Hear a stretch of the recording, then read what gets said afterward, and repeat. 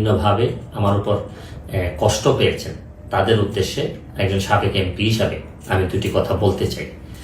আমি আপনাদের এই সংস্কার, কোটা সংস্কার যে আন্দোলন, এই আন্দোলনে বা বৈষম্য বিরোধী ছাত্র আন্দোলন, এই আন্দোলনে কোটা সংস্কারের জন্য আমি সবসময় আপনাদের সাথে ছিলাম এবং এটাতে যারা আহত নিহত হয়েছেন তাদের পক্ষেও, এই বিচারের পক্ষেও আমি ছিলাম। কিন্তু আমার ব্যর্থতা হচ্ছে কি, আমি আপনাদেরকে বুঝাইতে পারি নাই। এটার জন্য আমি সম্পূর্ণ ব্যর্থ হয়েছি এবং আমি এই ব্যর্থ হওয়ার জন্য আমার যারা ফলোয়ার আছেন, যারা আমাকে নিয়ে প্রত্যাশা করেছেন, সবার কাছে আমি দুঃখ প্রকাশ করতেছি। আমি আপনাদেরকে আরেকটি কথা বলতে চাই।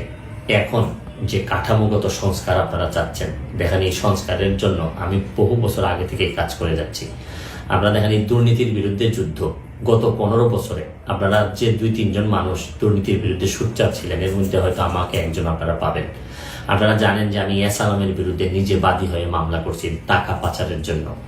আপনারা জানেন যে আওয়ামী লীগের বর্তমান কমিটির যিনি প্রচার সম্পাদক আব্দুস সুবহান গোলাপ, তার আমেরিকাতে 9 বাড়ি থাকা নিয়ে আমি নিজে বাদী হয়ে মামলা করছি। আমি পুলিশের সাবেক আইজিপি বেনজিরের বিরুদ্ধে নিজে বাদী হয়ে দুদকে মামলা করছি। মহান সংসদে আমি তার বিরুদ্ধে বক্তব্য দিছি। মতিউর যে কর কমিশনার মতিউরের বিরুদ্ধে আমি মামলা করছি। আমি সালাম মুর্শিদির বাড়ির নিয়ে মামলা করছি। আমি সালাউদ্দিন, কাজী সালাউদ্দিন যে ফুটবলের দুর্নীতি নিয়ে আমি কথা বলছি। ওসি মুয়াজ্জেমের বিরুদ্ধে আমি নিজে মামলা করছি, করে তার 8 বছরের সাজা হয়েছে ডিজিটাল নিরাপত্তা আইনে। আপনারা জানেন যে জীবনে যত ঝুঁকি ছিল, আপনারা জানেন যে এই কোটা আন্দোলন শুরু হওয়ার 2 সপ্তাহ আগে আমি প্রেস কনফারেন্স করে বলতে বাধ্য হয়েছি, আমি জিডি করছি যে আমার জীবনের উপর হুমকি আছে এইসব দুর্নীতির বিরুদ্ধে প্রতিবাদ করতে গিয়ে। সুতরাং আমি এই যুদ্ধে সবসময় চেষ্টা করছি।